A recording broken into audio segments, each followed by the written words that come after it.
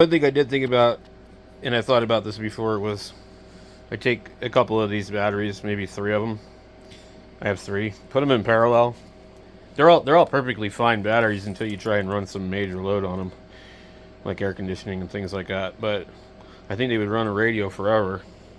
And I thought, well, why don't I just leave these things on a charger? Just let them float, and I can run 12-volt station. I have 3 batteries in parallel. I mean, you should be able to run quite a bit for quite a while. So I might actually do that, but I don't really think I would want to use this thing. I've seen some pictures of them burned up on Amazon too. But I do have another EP-ever 40 amp charge controller. There's no way we're ever going to put 80 amps into these batteries with this thing.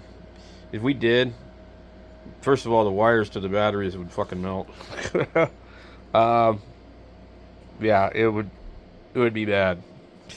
I mean, 80 amps is actually quite a bit at 12 volts. I mean, like, it's an unreasonable amount of power to be putting through. That's why when you really get into the solar stuff, nobody's ever going to be using anything that looks like this.